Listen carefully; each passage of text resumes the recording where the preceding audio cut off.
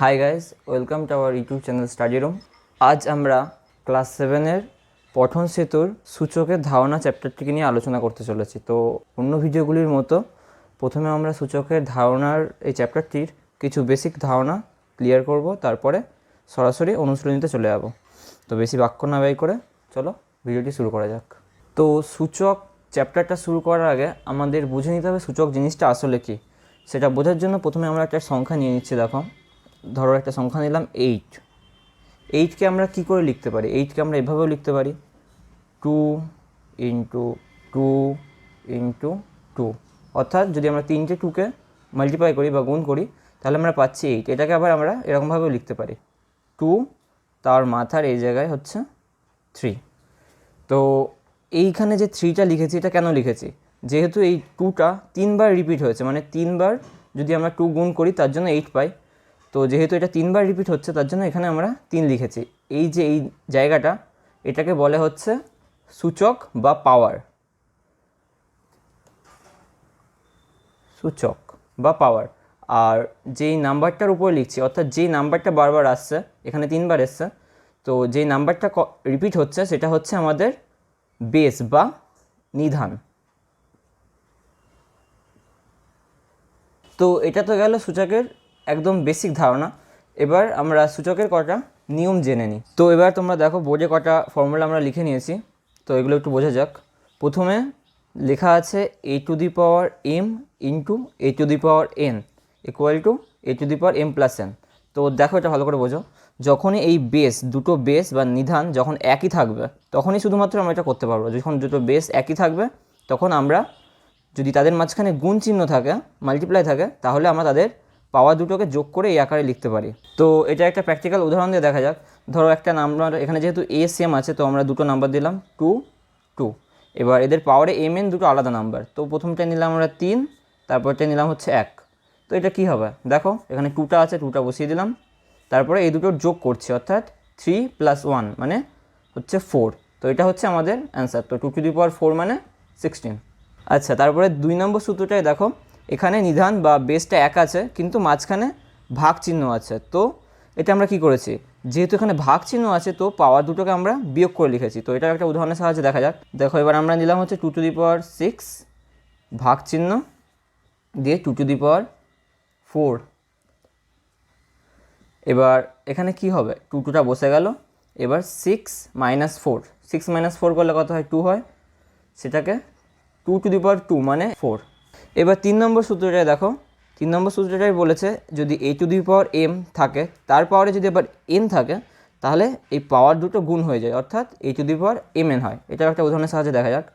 ধরো আমরা নিলাম 3⁴ আর তার সাথে নিলাম পাওয়ারে 3। এবার তাহলে এটা কি হবে? 3 হবে 3 × 6, তাহলে এটা হয়ে যাচ্ছে 3⁶। তার মানে এটা কত হবে? 3 × 3 × 3 × 3 × 3 × 3। তাহলে এটা কত হবে? 3 × 9, 3 × 9, 3 × 9, 9 9 81 আর 81 9 72। এবার 4 নম্বর সূত্রটা দেখো কি বলেছে। 4 নম্বর সূত্রটাই বলেছে যদি কোনো বেসে দুটো রাশি থাকে, অর্থাৎ এখানে দেখো a আর b দুটো চলরাশি আছে, দুটো রাশির পাওয়ারেই m আছে, তাহলে এটা এককভাবে পাওয়ারে m থাকবে, অর্থাৎ a এর মাথায়ও m হবে আবার b এর মাথায়ও m হবে। দেখো এটা একটা উদাহরণের সাহায্যে দেখি। যদি থাকে আমাদের 2/3 2⁵, তাহলে এটা কি হবে? এটা 2⁵ হবে আবার 3⁵ হবে, তাহলে এটা হবে আমাদের 8/27। এবার 5 নম্বর সূত্রটায় দেখো a⁴0 যদি হয় তাহলে সেটা 1 হবে। এখানে এইটা যে কোনো নাম্বার, ধরো আমরা নিলাম 2⁴0 বা 3⁴0 বা যে কোনো নাম্বারের পাওয়ারে যদি আমরা 0 নিই সেটা সবসময় আমাদের 1 হয়ে যাবে। 6 নম্বর সূত্রটাই বলেছে a⁻m = 1/a⁴m, অর্থাৎ যদি কোনো নাম্বারের পাওয়ারে, ধরো 2 এর পাওয়ারে -2 আছে, তাহলে এটা কি হবে? এটা উল্টে যাবে, অর্থাৎ 1/2 হবে আর এই মাইনাসটা প্লাস হয়ে যাবে, অর্থাৎ হলো 2⁵, তাহলে এটা হবে 1/4। আশা করছি তোমরা সূত্রগুলো বুঝতে পেরেছো। এবার অঙ্কগুলোর দিকে এগোনো যাক। তো অনুশীলনীর অঙ্কগুলো শুরু করার আগে আমরা পাশে সূত্রগুলো লিখে নিয়েছি যাতে অঙ্কগুলো বোঝানোর সময় তোমাদের বুঝতে সুবিধা হয়। তো দেখো প্রথম অঙ্কটাই বলেছে বিস্তার করতে। একের এতে বলেছে 2076, এটাকে বিস্তার করতে হবে। তো এটাকে আমরা এইভাবে লিখতে পারি 2 ইন্টু 1। এবার 1 লিখে নেওয়ার পরে এখানে দেখো 2 এর পরে কটা নাম্বার আছে, 2 এর পরে দেখো 3টে নাম্বার আছে, তো 3টে নাম্বার থাকার জন্য আমরা 3টে জিরো বসালাম, প্লাস এরপরে আছে জিরো, জিরোটাকে লিখলাম ইন্টু 1, আর 1 পরে এক্ষুনি যেটা বললাম যে কটা নাম্বার থাকবে এই নাম্বারটার পরে অর্থাৎ জিরোর পরে সে কটা জিরো বসবে, দুটো জিরো, প্লাস তারপরে নাম্বারটি আছে 7, 7 লিখলাম ইন্টু 1, এরপরে একটা নাম্বার আছে তো এখানে একটা জিরো বসালাম, আবার প্লাস 6 ইন্টু 1। এবার যেহেতু এরপরে আর কোনো নাম্বার নেই তাই কোনো জিরো বসালাম না আমরা। এবার এটাকে আমরা কীভাবে সিম্পলিফাই করি দেখো, 2 ইন্টু এখানে 1000 আছে বা 1000 আছে, তো 1000 মানে আমরা জানি 3টে 10কে যদি আমরা গুণ করি তাহলে আমরা 1000 পাই। তো এখানে লিখে দেবো 10 কিউব, কিউব মানে হচ্ছে কোনো নাম্বারের পাওয়ারে যখন 3 থাকে তখন সেটাকে কিউব বলে, প্লাস এবার দেখো এখানে জিরোতে যে কোনো নম্বরকে যদি আমরা গুণ করি সেটা জিরোই হয়, আর জিরোর নিজস্ব কোনো ভ্যালু না থাকায় তার জন্য এখানে আমরা কিছু লিখছি না, তারপরের নাম্বারটায় চলে যাচ্ছি। তো 7 ইন্টু 10 আছে। এবার 10কে তো আমরা এভাবে শুধু লিখতে পারি না, 10-এর পাওয়ারে যদি আমরা 1 দিয়ে দিই তাহলে সেই নাম্বারটাই হবে, কোনো নাম্বারের পাওয়ারে যদি আমরা 1 দিই তো সেই নাম্বারটাই হয়। আর তারপরে 6 ইন্টু এখানেও আমাদের 10-এর আকারেই লিখতে হবে, তো 10 লিখলাম। আর এখানে আমরা 5 নম্বর সূত্রে দেখেছিলাম কোনো নাম্বারের পাওয়ারে যদি 0 হয় তাহলে সেটা 1 হয়ে যায়, তাহলে এই 10-এর পাওয়ারে যদি আমরা 0 বসিয়ে দিই তাহলে সেটা 1 হয়ে যাচ্ছে। এবার বি নম্বর অঙ্কটায় দেখো দেয়া আছে 7 3 2 7। তো একই রকমভাবে আমরা এই অঙ্কটাও করব। প্রথমে 7 ইন্টু 1 লিখলাম, প্রথম নম্বরটা 7 আছে, তারপর এখানে 3টে যেহেতু ঘর আছে তো 3টে জিরো বসিয়ে দিলাম, প্লাস দিয়ে নেক্সট নাম্বার 3 ইন্টু 1 দিয়ে পরে দুটো ঘর আছে তো দুটো জিরো বসালাম, প্লাস নেক্সট নাম্বার 2 ইন্টু 1 দিয়ে পরে একটা ঘর আছে তাই একটা জিরো, প্লাস 7 ইন্টু 1, কোনো এরপরে ঘর নেই তাই কোনো জিরো নেই। তারপরে 7 ইন্টু 1000-এর জন্য হয় বললাম একটু আগেই 10-এর কিউব, প্লাস 3 100-এর জন্য হয় 10-এর স্কোয়ার, প্লাস 2 10-এর জন্য হয় 10 টু দি পাওয়ার 1 মানে পাওয়ারে 1, প্লাস 7 1-এর জন্য আমরা লিখব 10 টু দি পাওয়ার 0, এই 5 নম্বর সূত্র অনুযায়ী। তো এই দুটো অঙ্ক বিস্তার খুব সহজেই হয়ে গেল। এবার আমরা 2 নম্বরের অঙ্কের দিকে এগোই। তো 2-এর অঙ্কটায় দেখো কি বলেছে, -4 to the power 5 divide -4 to the power 2 বা -4 স্কোয়ার। তো এখানে আমরা 2 নম্বর সূত্রটাকে ফলো করব। দেখো এখানে এর জায়গায় আছে -4, তো এখানে আমরা -4 লিখে দেবো। এবার পাওয়ারে যে নাম্বার দুটো থাকবে ভাগ থাকলে সেটা বিয়োগ হয়ে যায়, তো এখানে আমরা 5 - 2 করব। তাহলে এটা আমাদের হবে 4 টু দি পাওয়ার 5 - 2 মানে তোমরা জানো 3। এবার এটাকে আমরা গুণ করতে হবে, -4 ইন্টু -4 ইন্টু -4, তাহলে এটা হবে এই মাইনাস এই মাইনাস এই মাইনাস, তিনটে মাইনাসের জন্য মাইনাস, আর 4 4 16, 4 16 64, 64, তাহলে আমাদের অ্যান্সার হলো -64। তো 2-এর বিয়ের অঙ্কটায় দেখো বলেছে 12-এর কিউব ইন্টু 8-এর স্কোয়ার ভাগ 6-এর স্কোয়ার ইন্টু 3-এর কিউব। তো এটাকে আমরা করবো, দেখো কীভাবে এটাকে আমরা ভাঙবো। আমরা জানি 12 হচ্ছে 3 ইন্টু 2 ইন্টু 2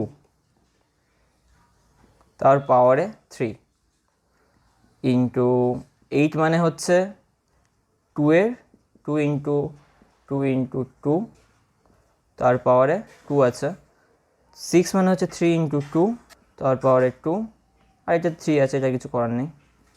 এবার এটাকে আরেকটু ভালোভাবে লিখব, 3 ইন্টু 2 টু দি পাওয়ার 2, কারণ দুটো 2 আছে তার জন্য 2 টু দি পাওয়ার 2 তার পাওয়ারে কিউব, ইন্টু 3টে 2 আছে তো 2-এর পাওয়ারে হবে 3 তার স্কোয়ার।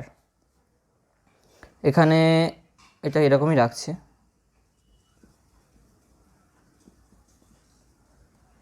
তো এখানে দেখো 4 নম্বর সূত্রটা আমরা লিখেছিলাম যে এ ভাগ বি তার পরে যদি কিছু থাকে তাহলে সেটাকে আমরা এরকমভাবে ভেঙে নিতে পারি। এরকমভাবে আমরা গুণের ক্ষেত্রেও করতে পারি। তো একটা সূত্র আমরা লিখে নিই এখানে, এ ইন্টু বি যদি তার পাওয়ারে যদি এম থাকে তাহলে A to the power M হবে into B to the power M হবে।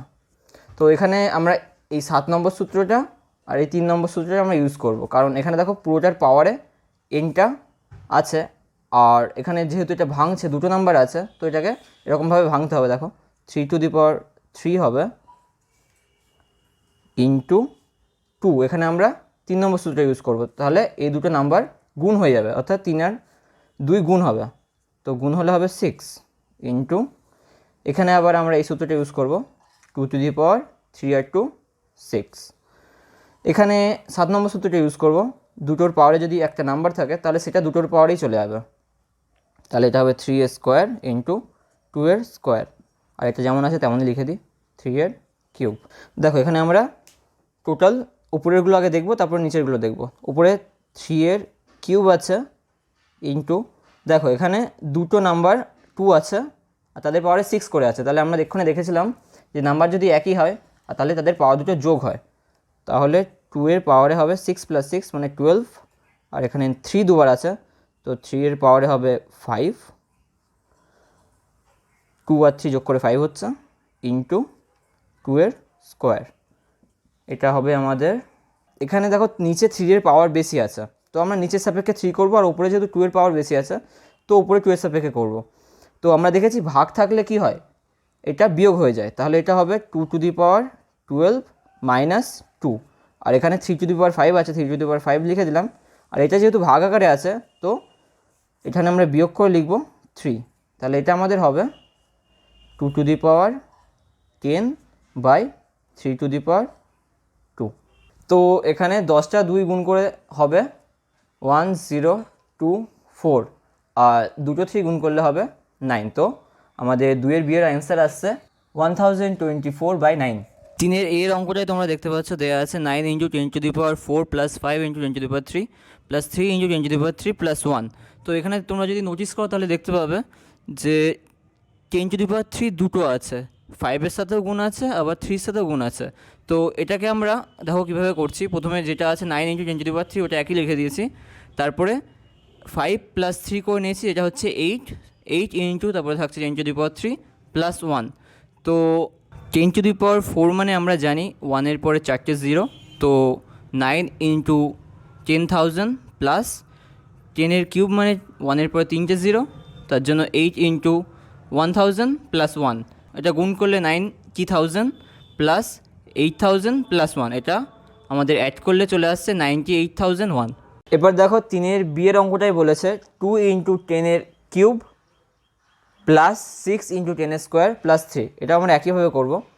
2 ইন্টু 10 এর কিউব মানে 10 এর পরে 3টে 0, যেখানে পাওয়ারে যেটা থাকবে সে কটা 0 হবে, তো প্লাস 6 ইন্টু 10 এর স্কোয়ার মানে 100 প্লাস 3, 2000 প্লাস 600 প্লাস 3, তো এটা আমাদের অ্যান্সার হয়ে যাবে 2603। তো এটা ছিল আমাদের ক্লাস 7-এর পঠন সেতু 4র্থ অধ্যায় অর্থাৎ সূচকের ধারণার সলভিংয়ের ভিডিও। তো এই ভিডিওটি যদি তোমাদের ভালো লেগে থাকে তাহলে আমাদের ভিডিওটিকে একটি লাইক করে দেবে, চ্যানেলটিকে সাবস্ক্রাইব করে পাশে থাকা বেল আইকনটি প্রেস করে দেবে, আর যদি তোমরা মনে করো যে এই নলেজটি তোমরা তোমাদের বন্ধুদের সাথে শেয়ার করতে চাও তাহলে এই ভিডিওটি তাদেরকে পাঠিয়ে দেবে এবং তাদের হেল্প করবে। যেই জায়গাগুলো তোমরা বুঝতে পারোনি সেটা আমাদের কমেন্টে জানাবে, আমরা চেষ্টা করব নেক্সট কোনো ভিডিওয় সেই জিনিসগুলো সম্পূর্ণ ক্লিয়ার করে দেওয়ার। তো দেখা হচ্ছে নেক্সট ভিডিওতে।